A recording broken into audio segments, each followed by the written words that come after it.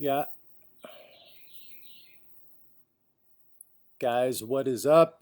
I am using my laptop here for this session, and I just want to make sure that I've done this properly. Looks like everything is a go, so I'm looking good and feeling good here. With the possible exception, my dog wants to come out here, although I don't think I'm going to let him do that. So there may be a little bit of excitement here in a minute where I get up and let my dog out, but I really doubt that. So glad to be with you guys today. I'm excited. Man, I can't tell you what a great weekend we had over at Sean's place last weekend. And I was proud to be able to deliver some content to that group, send them away with accountability plans and accountability partners. Um, but, look, that's the critical part. Let me shut the door on my dog. Hold on, give me one second.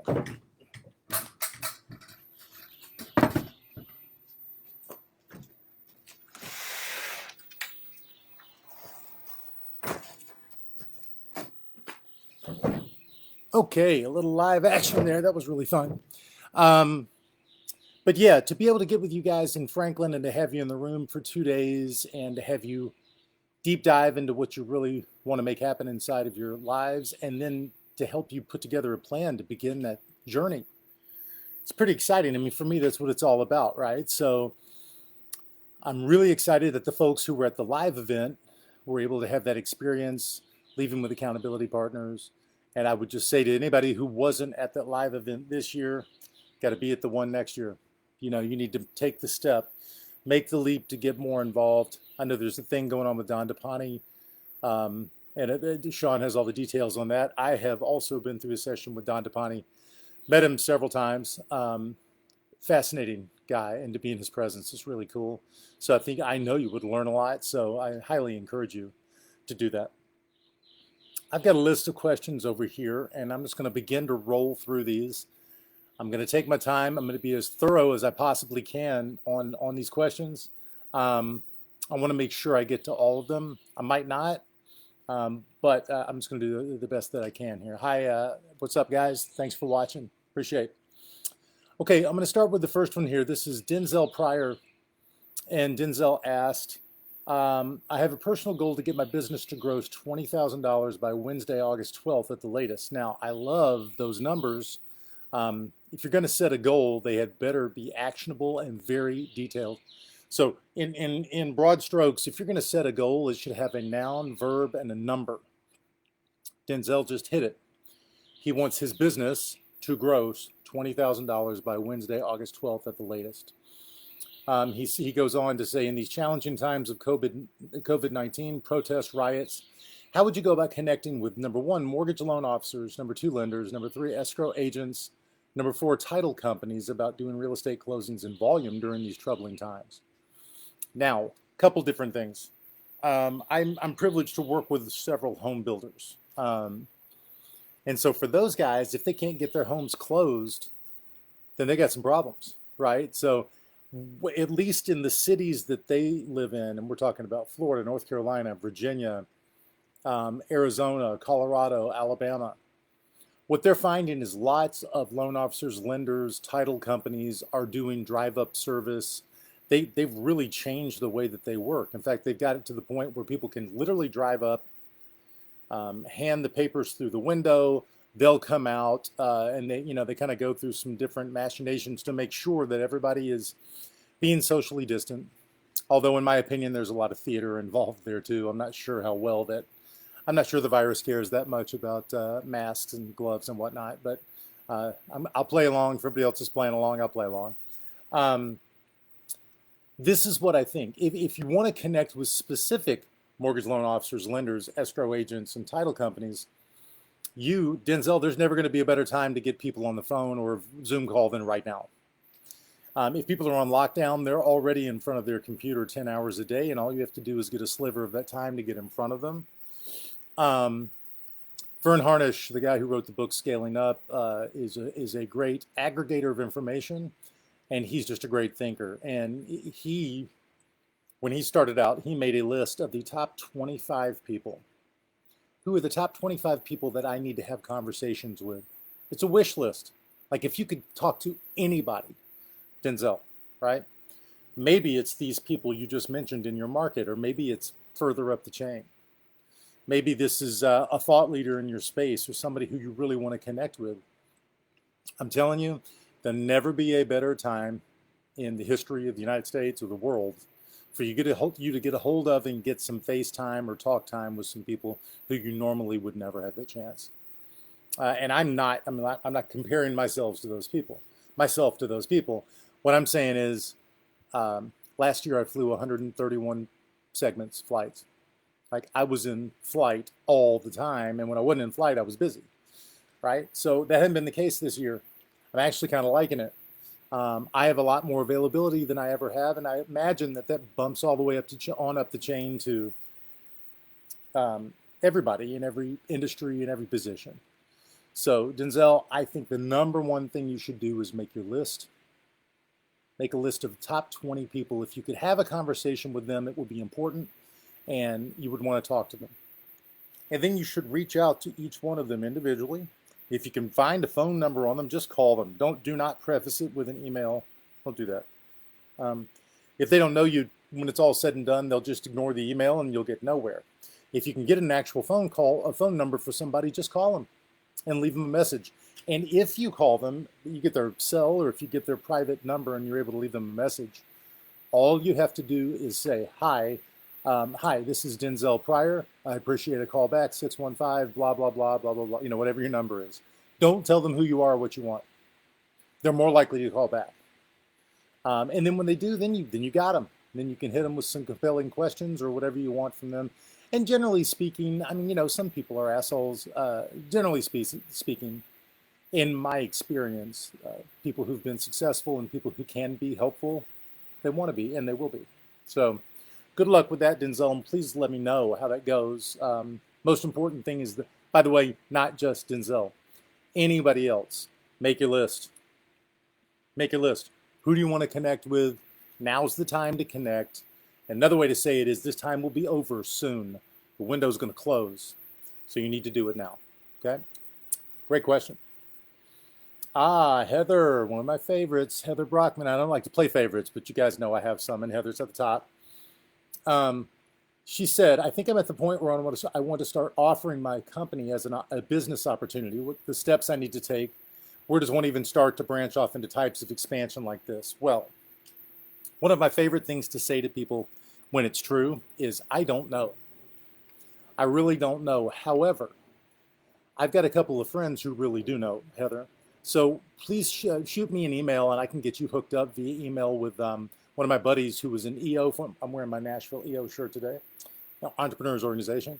One of my EO forum mates is a very successful franchisee. She's got 10 inside of this big national, syndicate, and she knows all the ins and outs of that stuff. And by the way, rip off and duplicate, R&D. You could go on and Google, and there's no less than, what you want to be sure you don't do is you don't want to get into a sales structure from somebody who wants to charge you to create franchises for you. Although I would probably, remember at the Facebook or at AO Live, where I was encouraging you guys to read. I think what I said was I wanted all of you to read two books a month through the end of the year. Maybe one of those books should be How to Develop Franchise Model and what that looks like. In fact, the way to do it now is probably different than 5 or 10 years ago. So now would be the time to figure that out. Now would be the time to make sure that all of the financial components work. Now would be the time to figure out how to get people to figure out how to lease or buy trucks and how to get up and running, plus all of those other products and services that you're going to offer. So give me a shout out via email. I'll hook you up with my buddies who are in franchising. They'll be able to, they're very generous people. They'll tell you everything that you want to know. But in lieu of that, I'm certainly, there are a couple of books that probably just kind of spell it out for you entirely. I don't know those books. Go into Amazon and search it, buy it, consume the information. And then the next time you talk to me, maybe you can tell me about it, because that's not something I have a lot of experience with. Most of the companies I work with are much larger, and they're not franchises necessarily. Although I know franchises can be a very, very lucrative business, not only for the franchisor, but for the franchisees if and when done well. Okay. So good question. All right, we've got Allison here, and Allison, who's in strategic marketing, it looks like. She asked, I have two pending possible clients, one that could possibly be the largest deal my agency has ever made. It's taken about 2 weeks for that one, and it's still going through some other things with the business. And they say they'll sign an agreement once it settles. And the other, I've been working for a week now, and I've even closed a bulk order for him on his products, even though we aren't officially working together yet. I know they both are eventually going to partner with my agency, but my question is, how do I create a sense of urgency without sounding pushy? I don't want them to say no to my services, and just because I asked them again what they thought of the proposal, if they had any questions, thank you for your time and expertise. Allison, this is such a good question. I'll bet you all 40 people who were at AO Live are probably screaming out what I'm about to say. Allison, if you're in sales, you are in the business of being pushy. Particularly, you're the expert, particularly for these people who you know they need what you do. Don't be afraid of being pushy, number one. You're not being pushy. You're leading them to the sale. If you're a salesperson, you own the sale. Straight up from the beginning, hey, how are you? This is what I do. To the end, these are the expectations. This is how you close. And you put in there, I don't want them to say no just because I asked them again what they thought of the proposal and if they had any questions. They know what the proposal is. Allison, they don't have any questions. It's just hard to get people to sign on the line. And the only way to do it is to tell them to do it. Hey, client A, you've had the proposal for a while. You know everything that's entailed. We've already done some work. Sign this piece of paper so we can go all in and I can do what I need to do on my end so I can best service you. Or quit wasting my time, right? I mean, I don't want to be hard about it, but sometimes you have to be, right? I can send proposals to people all day long and that's fine. And in the past, I've been known to do that. But you know what? Not anymore. I send them a proposal, and then it's like I jump on the phone and say, hey, I just sent you the proposal. Look it over. You have any questions? No. Good. When do we start? Sign here. Oh, well, hold on. I'm not sure. I need to think about it. Well, okay. Well, then you have all the info. Call me back when you thought about it. I'm busy, right? So I don't want you to be too ballsy, and I don't want you to be a dick about it. And I don't want you to get taken advantage of either. You're doing free work for people, and they're afraid, all the risk is on you. No way. No way, Allison. You're better than that. So I'm the Mr. Obvious. I'm the king of transparent talk, right? Real talk, dude. Just what you said there, I would say to them. Hey, Mr. Second Company, I've been working with you for a week now. I've even closed some bulk orders for you, even though we're not officially working together yet. And this is starting to feel a little bit weird. So let's make it official. Well, I don't want to do that. Well, why don't you want to do that? Well, at least now you're going to hear some objections that you can either overcome or you can tell the guy to get lost. Either way, you need to know. So I don't want you wasting any more time. By the way, I don't get the feeling you're wasting your time with those two. I think they're likely going to sign whatever agreement you want. And just not knowing you and not knowing your process, I'm not sure, Allison, that you've straight up asked them. And it's time for you to tell them that you have value and partnering with you has value, and they need to sign their agreement, or you're going to go find somebody else to do great work for. There's nothing wrong with that. And they can either say yes or no, and that's you will have said your piece, right? So do not be afraid to ask for that sale. You need to.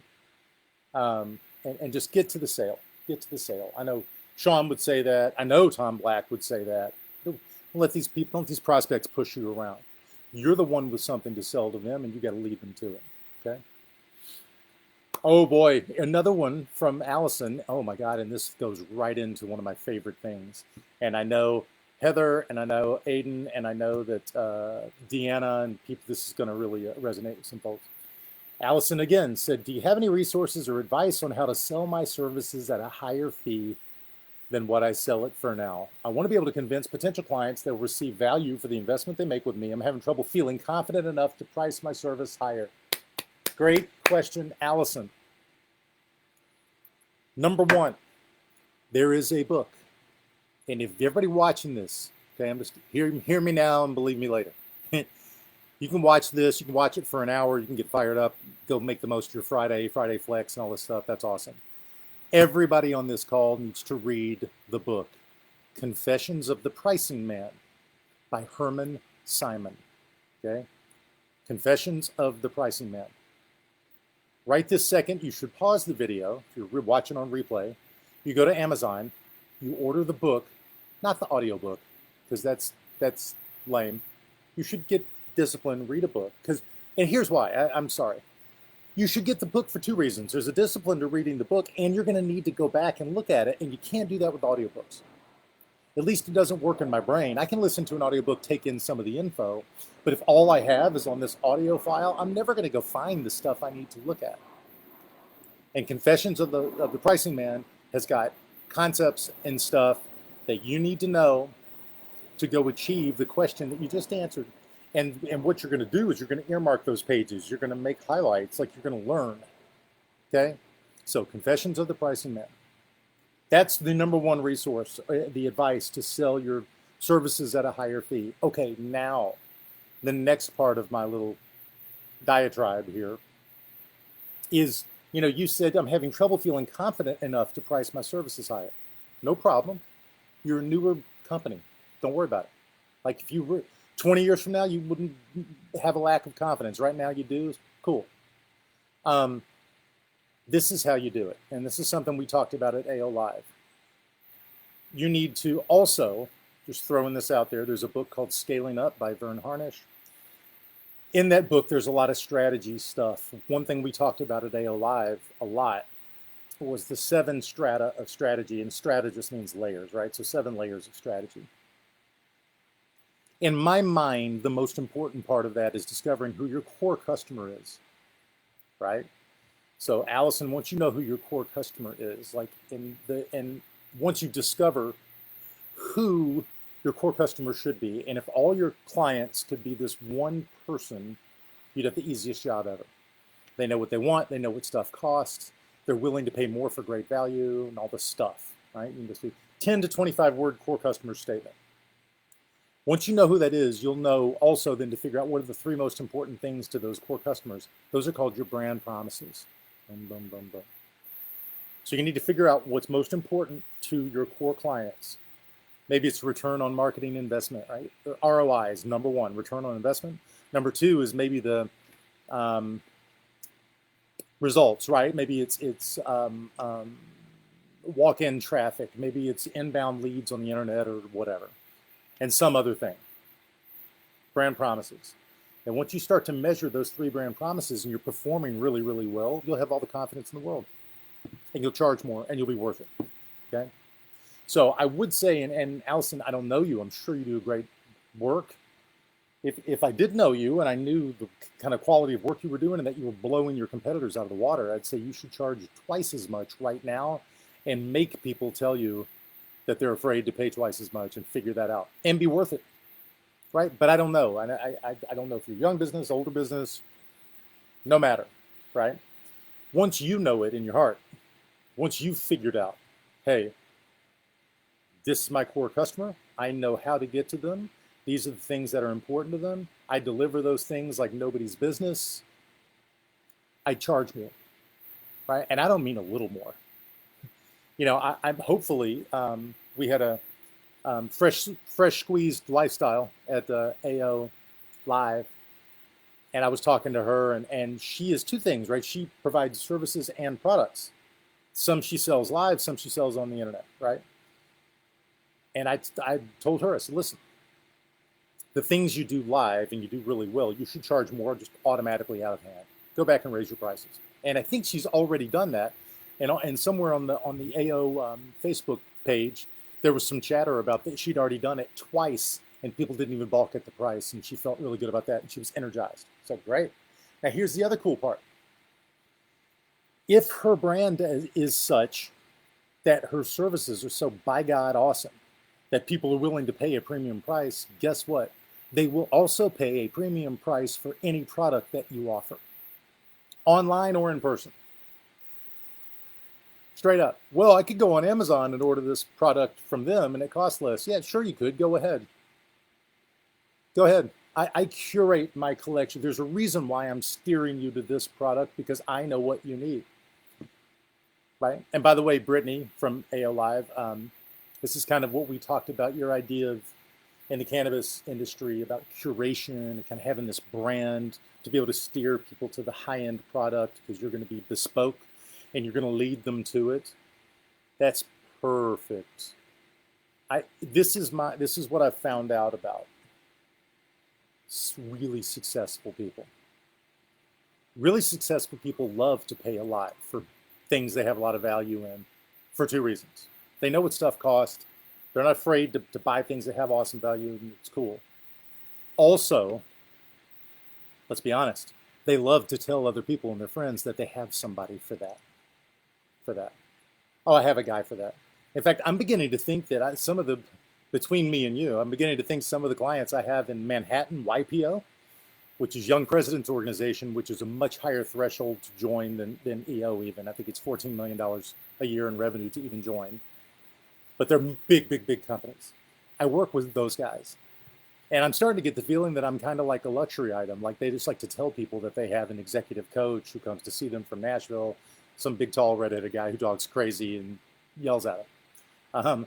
And so when they say that, it's kind of funny. And I'm like, you know what? I guess I'm fine. I'm okay. I'm fine being a luxury item. That's cool. I guess it's better than being an economy item, right? So what I want you to do is figure out, number one, I want you to have that confidence. I want you to figure out how to justify the higher price. Core customer, brand promises, and this is nothing new under the sun, guys. You don't have to go read Scaling Up. You can go Google core customer brand promise, and you'll get, I don't know, 200 different essays and white papers on what it means. 10 of them are probably mine. I've written in entrepreneur.com, success.com, forbes.com about those things precisely. Just go find it. Arm yourself with information, figure it out. Keep reaching out through the portal to Sean or me or another mentor to deeper dive on it. We're all about it. Oh, and by the way, I know 40 people who belong to AO who should be experts on this stuff. Core customer and brand promises. We spent about 3 hours on it Sunday morning, so you guys should know what this stuff means. Okay, great questions. Let's go over here to Kristen.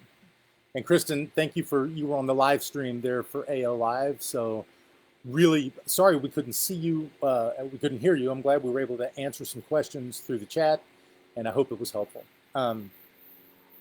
Kristen asked, as a copywriter, what's the best way to scale my business? I currently write for online coaches who can only afford up to $3,000 with me. Very few invest in someone else to write for them. If I want to make more in the future, is it about increasing prices or switching my niche to bigger businesses that can afford me and see the value in copy? P.S. I write everything myself. In the future, would love to work with a copy editor of another writer so I can take on more projects. All right, well, there's a bunch of stuff in there, Kristen. And my answer to all those is yes. The first thing I saw there, I write for coaches who can only afford up to $3,000 with me, and very few invest in someone else to write for them. Okay. I can guarantee you that there are people out there who need that 10x. They probably have a budget of $30,000 for online copywriting. You just don't know them, you haven't found them yet. So I would get laser focused on finding those people, number one, so that I could continue to do the thing that I do without having to bring on a bunch of people, right? And switching the niche to bigger businesses that can afford you, and maybe then you need a team, I would do that also, right? But the first thing I would do, I'm all about 10x, right? I want to make a difference 10x. Whether it's inside your businesses, if you can take an expense that you can cut by a factor of 10, that's a 10x advantage. Or if you can go out and you can prove that you are really, really good at what you do as far as copywriting, what you can capture the essence of a coach very quickly. You can see around the corners for them. You can deliver really great content. Now, and Kristen, believe me, I might be actually one of your core customer prospects. It's just that right now, I really love doing that writing. Okay. Now, if you talk to me in 2 or 3 years, maybe not. And I might be over it. But right now, that's one of the things I really love to do, because about the only time I ever get to be quiet and be introspective and kind of speak as myself. But otherwise, I'm almost always taking in people's information from their businesses, and I'm helping to turn it and give it back to them in such a way that we can do something about whatever they need to work on. So when I write, that's really my little project that I love to do. So that's a brief aside. So I think, yeah, I don't think it's a bad idea to go find a place where you can increase your prices. How to do that, I'm not exactly sure. Probably some of the stuff we just talked about with Allison. Who's your core customer? What do they look like? How do I find them? What's most important to them? And this might even seem weird. I mean, like, if you can really hammer out your core customer, right? You have it in 10 to 25 words. And then maybe you went somewhere where coaches, online coaches, events where people were going to be who needed what you do. You just set up a booth and then put a flyer, put a big sign up behind you that says, hey, are you my core customer? And have it listed right there and say, if so, stop right here. I know what you need. You know, and then you maybe would get 100 new contacts. And out of those 100, maybe you would sign 5 or 10 of them, and 5 or 10 of them at you know, $5,000 a month or whatever you're charging is, maybe would be the bump that you need. Then and only then would you hire people to help you, right? Because until you have a capacity problem, you don't have a problem. Push that revenue so hard that you have to go out and get a copy editor outsourced, or another writer outsourced.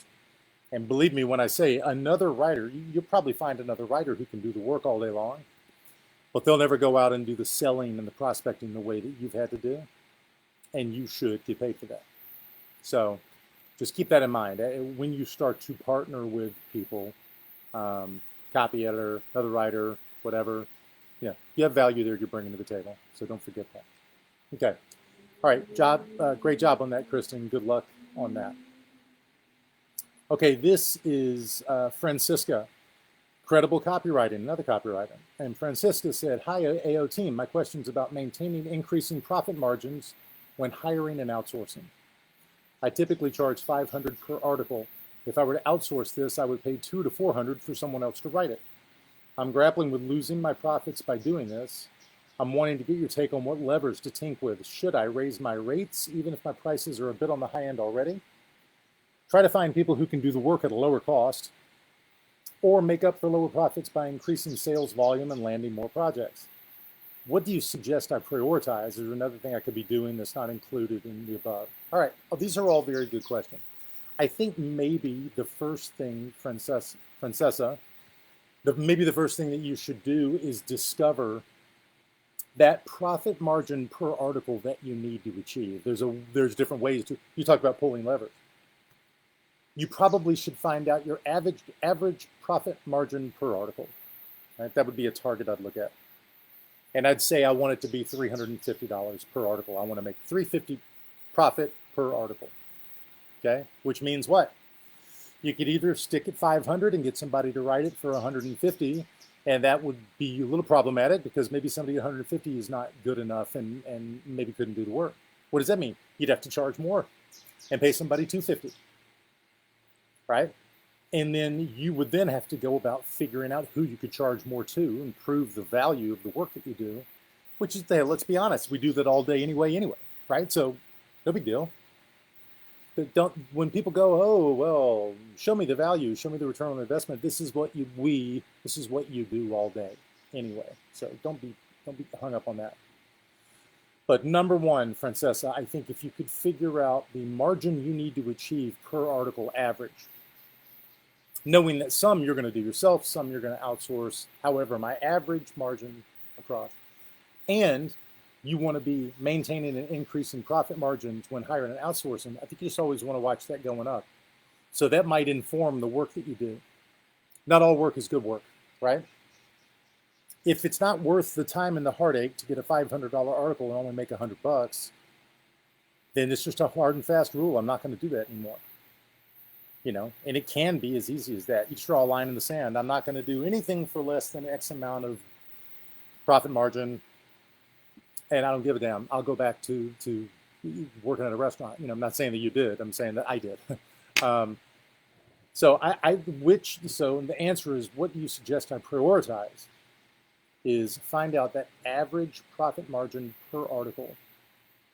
And then if you can find a way to push your articles up to 600, not a ton, not 1,000 or 5,000, 500 to 600, right? And you can find a good group of writers who would do it at 250, right? Now you're maintaining about 350 per article, and if that feels good to you, now you have a business model you can work with. Now all you have to do is go find a bunch of those 250 an article writers, and I gotta believe now, COVID, people out of work, people working from home, there's more than there was 3 months ago. Now you've got a hardcore business model to say, hey, look, here's the deal. I need articles, I need copywriting done. They should probably take about this amount of time. I'm going to pay you $350. You don't need to know what my profit margin is, right? Yours is, it takes you an article to write it, you make $350. That's lawyer money. That's cool, right? So that's all they need to know. So building your profit margin, figure that part out, and then find people to fulfill. And what you might also do, this would be another Confessions of the Pricing guy, Herman Simon. Once you become known, like it's a thing. And this answer could also go to Kristen as well. Once, and people might go, no, I really want you to write it. You really have the voice. You really can do it. Hey, no problem. When I do it, it's 1,000. That's it. I have people who I vet all of their articles. That's what I spend my time doing. I don't do a lot of writing myself. And when I do, it costs a premium price. You know what? You might find that people are happy to pay that premium price because they want the best, right? I think that's what you'll find. I hope it is. As you know, I'm not afraid of of the prices that I offer to people. I'm not afraid of that. My prices are also not the same across the board. If someone's interested in working with me and I get the feeling that they're going to be a very complex engagement, it costs more. No, and I'll tell them, hey, you did it for my buddy at this rate, and you're telling me at this rate. I said, yeah, because your buddy has got his shit together. He's a cool dude. He's going to do what I tell him to do, and it's going to be a walk in the park. It's going to be great. You are not. So far, you've been a jerk. Let's be honest. So far, you've even pushed me. You had to be the one to set the time we were going to meet because you're a control freak. I can tell that already. By the way, your dad's involved in the business, and that's going to be a train wreck, and blah blah. You get what I'm saying here. So not all work is equal. It doesn't mean I want to say no necessarily to something. If I can pump the price up and make it worth my heartache, fine. But that's just not typically they're not my core customers. It's not what I want to do. So I hope that was helpful. Average profit margin per article. Start tracking that, and that'll inform what you need to go do. You have 3 things there you should go do. That'll help you prioritize it. Okay. All right, let's go to Law Jackson. Has got a question here. Hello again, mentors. I've begun making sales calls, and it's been interesting. A year ago, I would have fought with everything I had to not do sales calls. I'm at a different point now, and I have a few questions. Number 1, a lot of people are screening calls through voicemail. Should I leave voice messages? Do I read my script or just my contact info? Let's start with that one. I think I mentioned earlier, if you cold call somebody and you get their message, just say, hello, this is Law Jackson. My number is blah, blah, blah, blah, blah, blah. Appreciate a call back. Speak soon. Thank you. Period. People will call you back if you do that. If you leave your script, they definitely won't call back. Few people are just sitting around waiting for somebody to call them to offer them their job or service, right? But if you can intrigue them a little bit and say, hey, this is Law Jackson, even if you want to do a little bit of an acting job and make it seem like you already know them, this works. Now, I've had this done. It kind of pissed me off, but it worked. I called them back. Hey, JT, this is Law. Hey, man, give me a call back at da-da-da-da-da-da. It was so casual. I felt like I knew the person, so I called them back. And then come to find out they had just played me completely. I didn't end up using their product, and I wasn't mad at them. I'm just kind of kidding. It really worked. So I wouldn't be afraid to do that. And by the way, I love that you have a script. So all salespeople should have a script. Anybody on this call that does any kind of sales, you should have a script. Don't wing it. I know you're great. I know you're awesome on your feet and you're really smart people. You should have a script that keeps it on point, keeps you in your process of asking for that close all the time. Oh, and by the way, you need to have a script that you figure out that works, not for you, but for every other person that's ever going to sell for you. So go ahead and do that. So good for law, you've already got your script. Perfect. Number 2, emailing my leads a sheet. I have emails and phone numbers. Shall I reach out via email to invite an introduction meeting? You could. That's one thing you would do to 1,000 or 10,000 people, just kind of blast them with an email. That's fine. I think most people would say that's highly ineffective. Most people just delete those emails. They just go by, they go to spam, they don't even look at them. Email's too easy to ignore. Okay, phone calls are harder to ignore, and I think salespeople should be making phone calls. That's just personal preference there.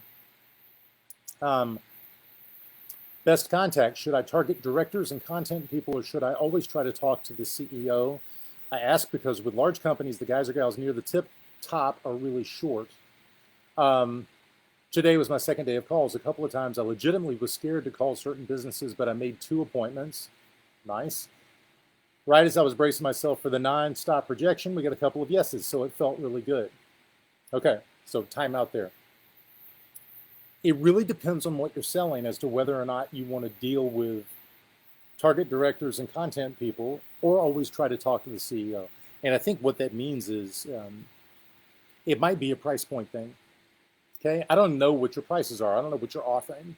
If you're offering something that costs $500 a month, target directors and content people could probably make that decision. They might have to bump it up to their next thing and then make a decision and go. If they're talking about something that is $5,000 a month or $50,000 a month, that's something that the CEO is going to make a decision on, right? So, my wife, who's a hardcore salesperson, and she's right now a partner in a fintech product that's about to take over the world, and she would say, for them, if they can't get to the CFO, they stop talking to people, because the CFO is really going to make the decision. The CFO is also going to understand the benefits of their product. The last thing you want is some mid-management marketing person attempting to explain what you do to the decision maker, because they're going to do it in a bad way. They're not going to get it. They can't convey the value the way you do and all that kind of stuff. So I know that's a little bit tricky to negotiate. One other thing in your script, probably already in your script, because it seemed like you've done this before, is, hey, are you a decision maker? Right? Don't be afraid to ask people that. Hey, this has been great. Want to give you some information. By the way, are you a decision maker? Are you somebody who could pull the trigger on this without even having to ask anybody? Yes, I am. Or, well, no, I'm not. I would have to bump it up to X, Y, Z. Well, that's no problem. I'd like to schedule another call with you, and can you have that person on the call, and I'll take them through this, and then maybe we can get to an action item at the end of that.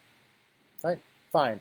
Once again, just like we said earlier in this Zoom, or in the middle of this Facebook Live, we're always asking for something. We're asking for sign on the line. We're asking for the call to action to get something done. Set them up for it. Don't be afraid. Hey, guys, hey, so glad you're on this call. At the end of this call, I'm going to be asking you to sign to move forward on this engagement. So let you know. Now, it'll be your choice to say no. We're not there yet, but I just want to set you up for that. That way, it's not shocking. The hard part's already over. It'd be like if you went on a first date and said, hey, darling, hey, Heather Brockman, wow, you're so pretty. We get along so well. And we're going to go out on a date. And at the end of this date, I am going to kiss you goodnight. Right? And that would be kind of fun and awkward. And it would also kind of disarm everything. That at the moment of truth, like when you went to go do it, it wouldn't be that big of a deal. Or she might say, no, I don't do that on the first date. Aha, and then we'd have kind of a laugh, and then we'd go on with our date. So when we're setting people up for success, what we want for them, we just tell them. We just say it, right? So don't be afraid. All right, so let's go to the rest of this one for law. On a personal note, I've been questioned about bringing on a sales coach. Family members are getting in my face, trying to talk me off the ledge. It's a little frustrating, but very discouraging. I've heard people say I would be told you can't do it. It's like a punch to the gut for someone to tell me to my face. I could use some encouragement, y'all. Well, first of all, and I hope that, by the way, if you're watching this replay and there are children around, maybe you could ask them to leave the vicinity. And let me make sure my kids are not around either. Okay, they're not. All right. I've heard people say that I would be told you can't do it. It's a punch to the gut for someone to tell me in my face I could use some encouragement. Here's my take on that. If there's somebody in your life who's not an entrepreneur and they're giving you any advice at all about a goddamn thing, tell them to shut the fuck up. Okay? Pardon my French. I don't know if that was French. I think it is blacked out there for a second. But people who aren't entrepreneurs don't get it. They don't know what it's all about. They don't have the balls. They could never do what you're doing. And by the way, you're not even dreaming about it, Law. You're doing it. So keep going. Keep rocking and rolling. When the naysayers come up and tell you can't do it or talk you off the ledge or whatever, just say, hey, man, I am kicking ass. Here's all the stuff I'm doing. What are you doing? Push it back on them. What are you doing, man? How's that 9-to-5 job going to go punch in and work for the man? That's fine. I am the man. Right? So I hope that that's encouraging. By the way, AO is the place for that kind of encouraging. I saw it firsthand last weekend. And you also can encourage yourself. When you turn around, you look down at the stuff that you're doing, you had a bunch of cold calls and people were short and slammed the door in your face. And then guess what? You made 2 appointments and you had some opportunity. Now you've got even more opportunity to go in and sell your product. So I think you're doing things just fine. And I want you to reach out to other AOers for encouragement. And I want you to tell people who are trying to bring you down just to get lost, because they don't know they can't do what you do. They're scared. They've never done shit on their own, and they never will. Okay? I think you guys can tell how I feel about people bringing other people down. Okay, this is Adam Drake. And Adam said, I lead a team of financial advisors. I own the company. I'll be hiring an assistant in the next few months. This will be our only non-advisor employee. Should I focus my hire on serving existing clients' operations, which I feel we aren't being as consistent as we should be, or solely on sales and marketing, or a mix? Does hiring a jack of all trades ever really work, or should I commit to either sales or service? I understand if I commit to one or the other. These are the different types of people I'm looking for. Also, what questions can I ask myself and the team to get more clarity? Adam, this is a really great question.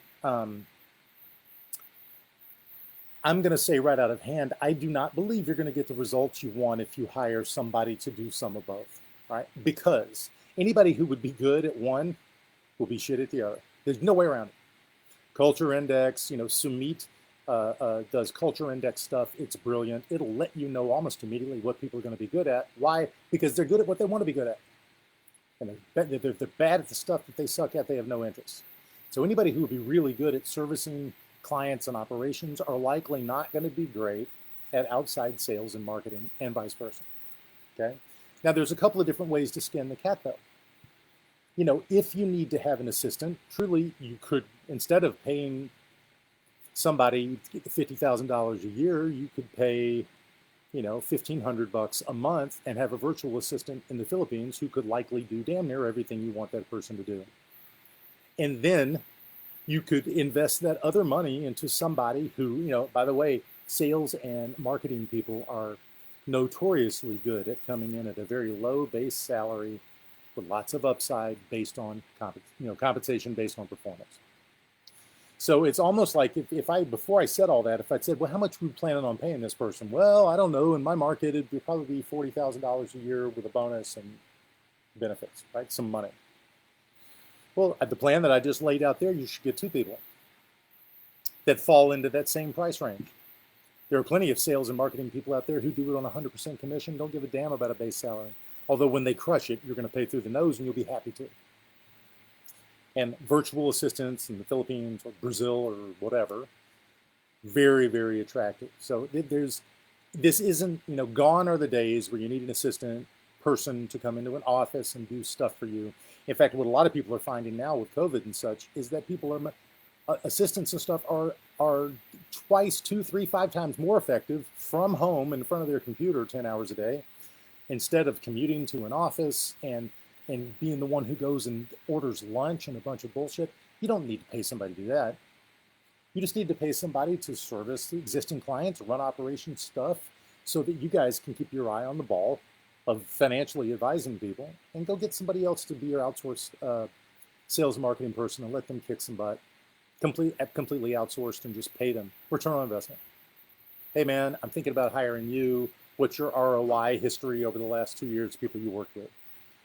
Well, it's this. And if they don't have that measurement, stop talking to them. They will have measurements that say, yeah, when it's all said and done, people pay us X amount of dollars. This is the return that they've seen, and that's 3 years running. We get really great results, and I'm so happy. Let me stroke you with a check. Start rocking. Okay, that's a very good question, Adam. Thank you. I don't want to move on to. Also, what questions can I ask myself and the team to get more clarity? That's a good idea. Be thinking of any role that you're going to hire, outsource, or whatever. What are the results you need? So I would talk to the team and say, hey, if I got a virtual assistant in some far off land, what do we really need him or her to do? Well, we need to do this, this, this. Okay, good. Now because when you go to a virtual assistant model, all you have to say is, hey, I want to pay this much and I want these results. And that's it. They'll do it. Or they won't do it, right? And then you replace them very quickly.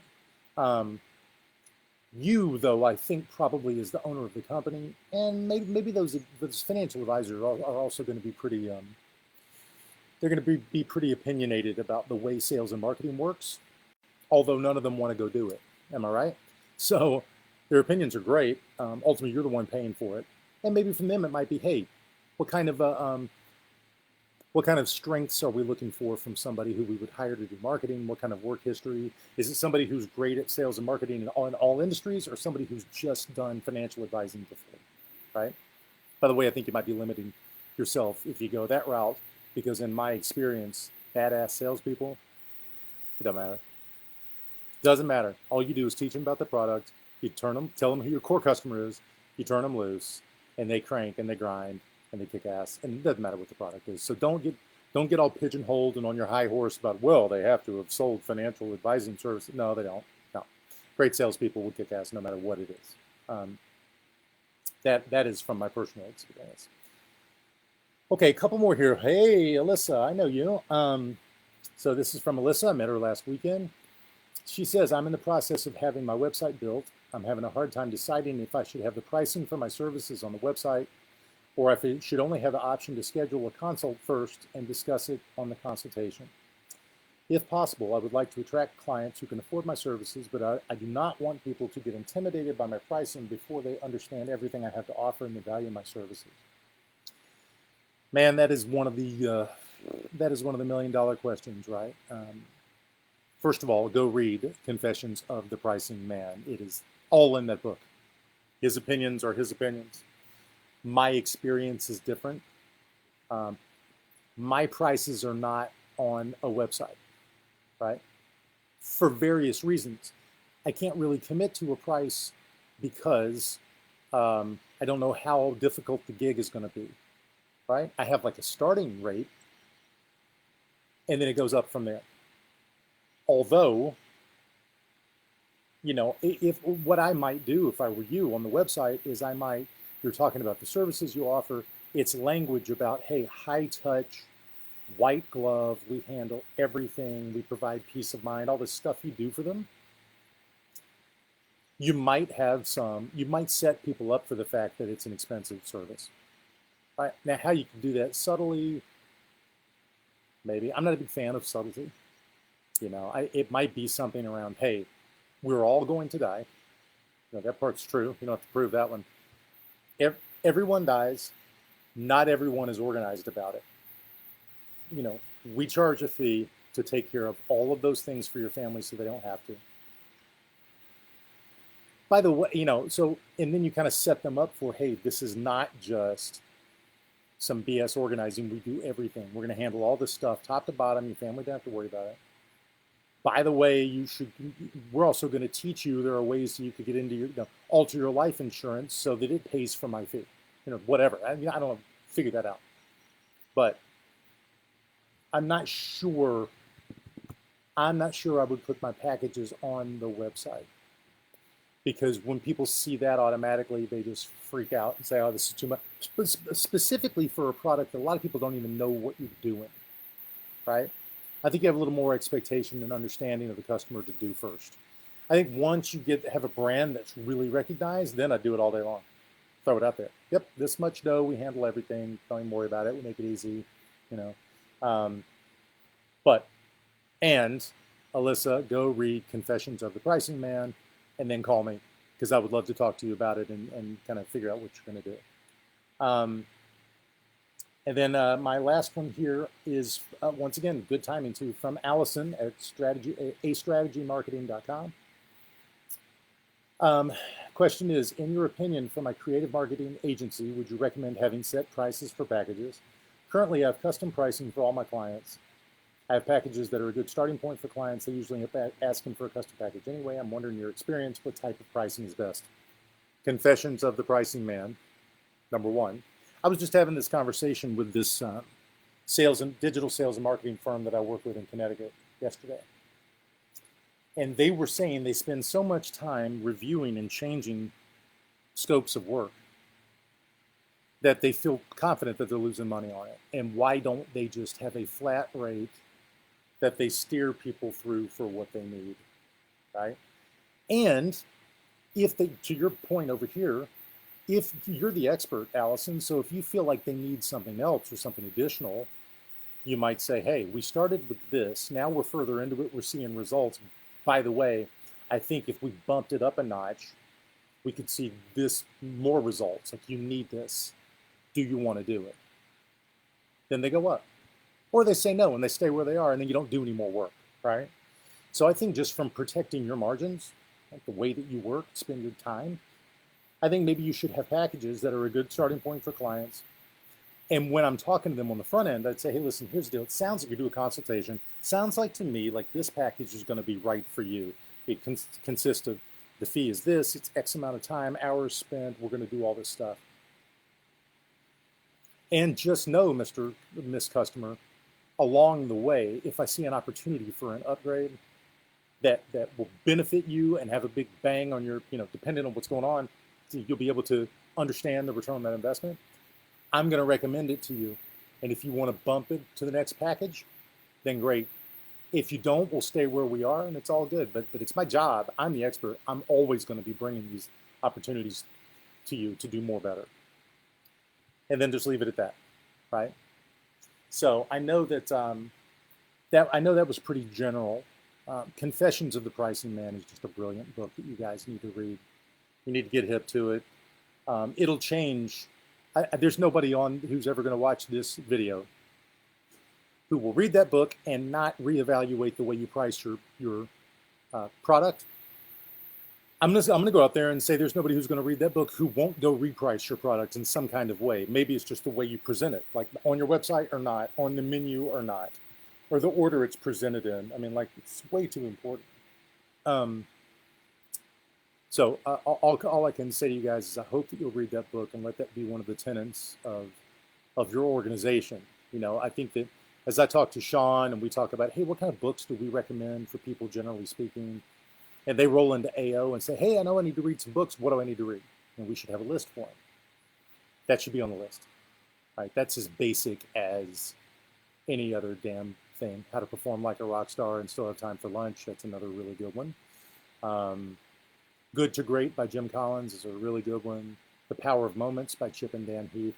All this stuff is I think Sean's aggregating the list through the portal, right? So you guys will see all that stuff on the website. But if you had to ask me my top 10 business books, I would rattle 10 off for you. And if you ask me next year, probably be the same 10, although maybe one would have replaced one.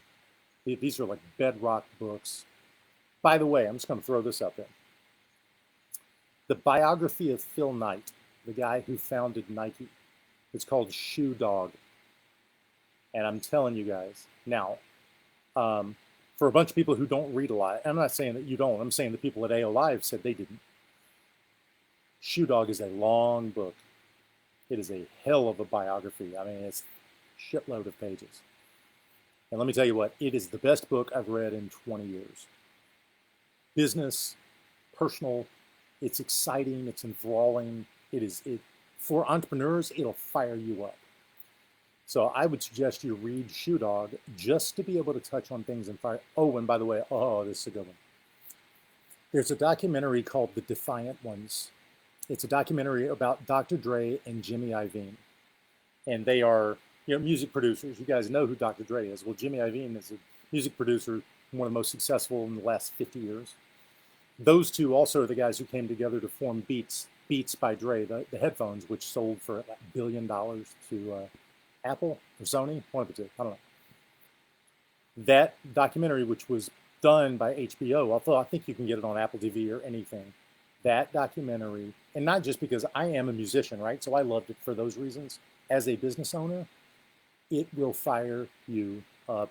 If you want to get fired up, go watch the Defiant Ones, because their whole spirit, everything that they do, that they've done, they're entrepreneurs straight up. Whether it was through music or recording or Beats by Dre or everything, they are straight up entrepreneurs. Defiant Ones could easily, I look at the people who are on this live video right now, and you guys are the Defiant Ones. I'll be honest, I look at myself in this screen on the computer and I see a defiant person. You know, when I started to get all tatted up when I was 19 or 20, of course I thought I was going to be a rock star. That never completely came to fruition, but I did okay. My dad, who was a very conservative Marine, by the way, he was a captain in the Marine Corps. He said, "Son, how do you think you're ever going to get a real job with all those tattoos?" And I said, "Dad, I'm never going to have a real job. Not, and I'm not saying the real job you have is not cool. It's fine. It's just not me. It's not me. I don't want to work for the man. I am the man, right?" And here I am, 48, and the rule is, if at 48, if you haven't grown up, you don't have to. So I think I'm doing pretty good. But I look around AO, the entire organization. I see a bunch of defiant ones, and I would love to give all of you some homework to go watch that documentary. It will rock your world and get you fired up about your business and what you're doing. It'll light a fire. So I hope that this has been helpful. I'm finished with my questions here. Let me see if there's any other quick questions. Here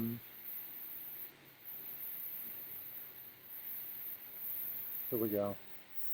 Oh, there's some good stuff. Oh, see, that's nice. Deanna said that I changed her life. Well, that might be a little, I don't think we know that yet, and we have a good start to changing your life. So I'm glad that you're raising prices and finding your value. I know that, by the way, hello, that online store that you said that you were going to start by August and then you were going to have 4 months of sales.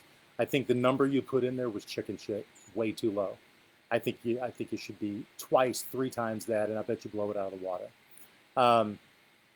All right, guys, I don't see any more questions here. I've handled all these. Keep in mind, we're doing these all the time. So feel free to reach out through your portal. Now you've got the website. Now we're reaching out with questions.